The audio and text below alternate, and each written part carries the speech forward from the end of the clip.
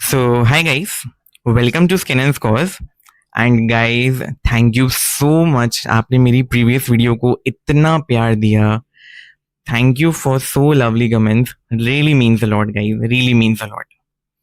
So guys, आज हम जिस टॉपिक पे बात करने वाले हैं ना, उस पे ज़्यादातर कोई बात नहीं करता है, पर मेरे हिसाब से ना इस पे बात करना बहुत ज़रूरी है. और ये बहुत प्रैक्टिकल बात है, जिसकी वजह से हमारी रैंक या तो बहुत अच्छी भी आ सकती है एंड बहुत खराब भी आ सकती है. ओके, तो जो आज का हमारा टाइटल है कि the most common mistake which actually affects your rank, उसका आंसर कोई बहुत फैंसी नहीं है. उसका आंसर बहुत सिंपल है, silly mistakes. So guys, silly mistake actually में होती क्या है, उसके मैं आपको कुछ एग्जांपल्स देता हूँ. अब आपने सवाल को ध्यान से पढ़ा ही नहीं, आपने बस एक झलक मारी और आपने बस आंसर मार दिया. आप बहुत जल्दबाजी में सवाल सॉल्व कर रहे हैं, आप पढ़ ही नहीं रहे हैं कि उसमें पूछा गया है. ओके, और एक बड़ी फनी बात जो हम सबके साथ कभी ना कभी होती होगी, कभी कभी कोई बहुत सिंपल क्वेश्चन होता है पर हम उसमें बहुत ज्यादा दिमाग लगा देते हैं कि अरे नहीं यार, नीट और एम्स वाले पूछ रहे हैं, इतना आसान क्यों ही पूछेंगे, थोड़ा और दिमाग लगाते हैं, शायद कोई ट्रिकी क्वेश्चन होगा. पर नहीं, ऐसा नहीं होता है. सिंपल आंसर होता है, सिंपल उसका क्वेश्चन है, सिंपल उसका आंसर है. या कभी कभी एक्चुअली में ट्रिकी क्वेश्चन होता है, तब हम दिमाग नहीं लगाते हैं एंड हम बस जल्दी से उसको पढ़ा और हम बस एक झलक में उसको मार देते हैं. एंड कभी कभी कमी क्वेश्चंस में कोई ट्रिक छुपी होती है जिसमें आपको उसको डिकोड करना पड़ता है, राइट.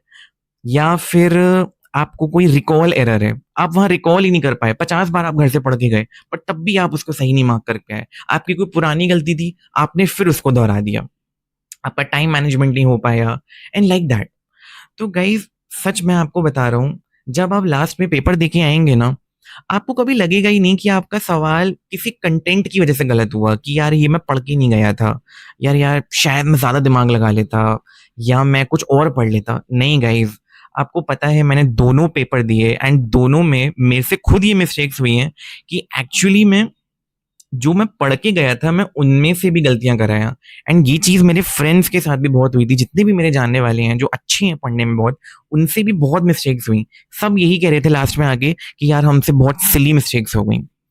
तो सिली मिस्टेक्स ना हम सबका बहुत बड़ा एनिमी होता है, जो एक्चुअली में बहुत ब्रिलियंट स्टूडेंट्स की रैंक गिरा देता है. एंड कभी कभी जो मीडियोकर स्टूडेंट्स होते हैं, और अगर वो बहुत कम सिली मिस्टेक्स कर गए हैं, तो वो एग्जाम में बहुत अच्छी रैंक ला सकते हैं. सो मैं ये मानता हूं कि प्रैक्टिकली सिली मिस्टेक्स का बहुत इंपॉर्टेंट रोल होता है हमारे दोनों पेपर में. तो अब ना मैं आपको अपने एक्सपीरियंस से शेयर करना चाहता हूं कि कैसे ना हम इन मिस्टेक्स को दूर कर सकते हैं. ओके, तो उस पर एक बार बात करते हैं. अब सबसे पहले ना, आप जो मैंने आपको पहली वीडियो में कहा था, बस एक बार मैं फिर उसे रिपीट कर देता हूं कि आपको अपना आर मल्टीपल टाइम्स रिवाइज करना है और आपको क्वेश्चन प्रैक्टिस पे अपनी कमांड रखनी है. Okay, number one solution is this only. आप जितना अपने उतने से कंटेंट को बार बार पढ़ोगे, आप खुद देखोगे कि आपके अंदर कितना इंप्रूवमेंट आएगा, आप रिकॉल कितना प्यारा कर पाते हो. दूसरी चीज जो होती है, आपको अपनी क्वेश्चन प्रैक्टिस जो है ना, उसको बढ़ाना है. लाइक फ्रॉम फर्स्ट रीडिंग मैंने आपको बता दिया पिछली वीडियो में, आपको बिल्कुल ऐसा ही करना है. बट सेकेंड रीडिंग से ना आपको अपना होराइजन थोड़ा वाइड करना है, कंटेंट वाइज नहीं, बस क्वेश्चन वाइज, ताकि हम उसी टॉपिक का बार बार वो वेरिएशन प्रैक्टिस कर सकें. तो आप जीटीज दीजिए, एंड जीटीज बहुत एक्सेसिव मत दीजिए. एक बार आपका, अगर आप फर्स्ट रीड में चल रहे हैं तो गिव एवरी 15 डेज, और अगर आप अब सेकंड रीडिंग में आ गए हैं तो ट्राई करिए कि आप हर 10 डेज में दीजिए, हर 12 डेज में दीजिए. एंड प्लीज मार्क्स पे मत जाइएगा उसके. मेरे शुरू में खुद लो आते थे, सबके लो आते हैं, बट जीटी से हमें क्या सीखना है कि क्वेश्चन प्रैक्टिस कैसे करनी है, 3.5 घंटा पेपर में बैठना कैसे होता है, टाइम मैनेजमेंट कैसे करना होता है, आपको ये सब सीखना है. एंड एक चीज और जो मुझे बहुत पर्सनली अच्छी लगी, सेकेंड रीड ऑनवर्ड्स ना, अगर आप बस सुबह एक 50 क्वेश्चंस का रैंडम बस कस्टम मॉड्यूल बना के उसको बस प्रैक्टिस कर लें, उसकी मार्क्स से मत जाइएगा कितने सही हो रहे हैं, आप रैंडम बना रहे हैं वैसे भी उसमें. तो आप बस दिन की शुरुआत अब उससे जब करना शुरू करोगे ना, फ्रॉम सेकेंड रीडिंग ऑनवर्ड्स, तो आपको खुद दिखेगा कि आपकी ना एक गट फीलिंग डेवलप होगी, आपका गेस वर्क इंप्रूव होगा कि ओके, ये क्वेश्चन मुझे आता नहीं है, पर मैं कैसे ऑप्शन एलिमिनेशन से इस तक पहुंच सकता हूँ. तो जितनी आप इन चीजों की प्रैक्टिस करोगे ना, आपकी सिली मिस्टेक के चांसेस गिरेंगे. तीसरी बहुत इंपॉर्टेंट चीज जो मुझे बहुत जेन्युइनली मतलब इफेक्टिव लगती है, एक्चुअली प्रॉब्लम क्या है, हम जो सवाल गलत करते जाते हैं ना, हम उसको वापस देखना ही भूल जाते हैं। अब आप में से कितने ही लोग होंगे जो अपने बुकमार्क्स को वापस जाके देखते होंगे? आई गेस बहुत कम लोग होते होंगे ऐसे। ये जो मैरो में इतना प्यारा फीचर है, वो मैजिक मॉड्यूल्स देते हैं। आप में से कितने लोग हो जो एक्चुअली उसको सॉल्व करते हो? एंड गाइस ट्रस्ट मी, अभी आप अगर अपने बुकमार्क्स पे वापस जाओगे ना, आप अब भी उसमें से 40% क्वेश्चंस फिर से गलत करोगे। तो it's very important from second read onwards, go through those questions again, या जो भी आप सवाल गलत करते जा रहे हो पीरियोडिकली अपनी बुक मार्क्स पे जाइए, उसको वापस पढ़िए, उसको वापस सॉल्व करिए, ताकि अब वो रिइंफोर्समेंट हो, दिमाग में वो गलती बैठे, ताकि वो एग्जाम में गलत ना हो। एंड ट्रस्ट मी गाइज, मेरे खुद एक दो सवाल ऐसे गलत हो गए जो मैंने पहले गलत करे थे, हूबहू एग्जाम में आ गए, एंड मैं तब भी कंफ्यूज हो गया, है ना। तो आप यही समझिए कि हम सेम गलती बार बार एग्जाम में भी दोहरा सकते हैं। तो आई रियली वांट कि आप वो गलती ना करो। तो आप अपनी जो गलतियां हैं उसको वापस जाके देखो, बुक मार्क्स पे जाओ, मैजिक मॉड्यूल सॉल्व करो, उससे सच में आपको बहुत फायदा मिलेगा। एंड उसके अलावा प्लीज कोई क्वेश्चन सिंपल हो तो उसको सिंपल रहने दीजिए, उसमें ज्यादा बुद्धि मत चलाइए। जैसे फॉर एग्जाम्पल आईना सेट में बच्चे ये चीज बहुत करते हैं। मान लो एम्स से कोई बहुत सिंपल क्वेश्चन पूछा कि भाई कि कार्सिनोमा सर्विक्स की स्ट्रेन्स क्या है, जैसे सब बहुत मजाक उड़ाए थे उसका, बहुत सिंपल क्वेश्चन है, बहुत सिंपल क्वेश्चन है। कुछ लोग को भी गलत करा है कि अरे नहीं, एम्स वाले इतना सिंपल क्वेश्चन क्यों पूछेंगे, हमें तो कुछ डाउट हुआ। ये ऐसे बहुत क्वेश्चंस होते हैं जो स्ट्रेट फॉरवर्ड होते हैं, आपको दिमाग नहीं लगाना होता, हम तब भी गलत करके आ जाते हैं। तो प्लीज गाइज, आप अच्छे से याद करके जाइए, इन छोटी छोटी चीजों में भी गलती मत करके आइएगा, एंड इसमें ओवर थिंकिंग मत करिएगा। एंड एक और बहुत प्रैक्टिकल बात जो आप सब देखते होंगे कि हम ना फालतू में अपना आंसर बार बार चेंज कर देते हैं, हम थोड़ा अंडर कॉन्फिडेंट फील करते हैं। आप देखिए वो मत करिएगा। कभी आपने ध्यान से पढ़ा, आपको कोई डाउट आया, ओके आपने अपना आंसर चेंज कर दिया, but don't make this a habit.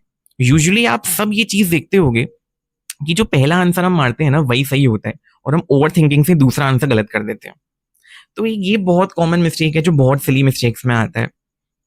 तो गाइज, मोटा मोटा समरी यही है कि please please please in silly mistake से आप बचिए, एंड उसका सोल्यूशन यही है कि आप बार बार अपना जो कंसाइज कंटेंट है उसको प्रॉपरली रिवाइज करिए, ताकि आपको रिकॉल एरर ना आए एग्जाम में। एंड अपनी क्वेश्चन प्रैक्टिस एक्सटेंसिव रखिए, ताकि आपकी गट फीलिंग डेवलप हो। एक बार आपकी गट फीलिंग डेवलप हो गई ना, you know like how to eliminate the question. Trust me, जो क्वेश्चन नहीं भी आता होगा ना, आप common sense of gut feeling से उसको सॉल्व करके आ जाओगे। ओवर थिंकिंग मत करना, एग्जाम में जो चीज सिंपल है वो सिंपल ही रहेगी, उसको कॉम्प्लेक्स मत बनाना। एंड जिसने सिली मिस्टेक्स पे अपनी कमांड एक बार हासिल कर ली, जो एग्जाम में कम सिली मिस्टेक्स करके आया, क्या रैंक आती है उस इंसान की। बिकॉज जो 10-20 क्वेश्चंस डिफिकल्ट होते हैं ना, वो कोई नहीं कर पाता। जो आउट ऑफ द बॉक्स आते हैं, जो कहीं पे भी नहीं दिए होते हैं, तो उसके पीछे हमें मेन नोट्स में नहीं भागना होता है। कोई बात नहीं, वो तुम भी गलत कर दो, उससे तुम्हारी रैंक पे कोई फर्क नहीं पड़ेगा। बट इजी सवाल जिसने गलत कर दिया, इजी सवाल से आपकी रैंक जाएगी। तो आपको इजी क्वेश्चन गलत नहीं करने। जिसने 200 में से 160 क्वेश्चंस जो इजी हैं वो सही कर दिए, एंड उसके ऊपर 10-20-30 क्वेश्चन जितने सही कर ले जाओ, आपकी बहुत प्यारी रैंक आएगी। तो गाइज, ये बहुत प्रैक्टिकल बात थी, मेरा बहुत मन था आपसे इस पर डिस्कस करने का। सो मैं इस टॉपिक को यहीं एंड करता हूँ। एंड गाइज, आपने कमेंट्स में मेरे को जितने टॉपिक्स बोले हैं मैं आगे भी उन पर डिस्कस करूंगा।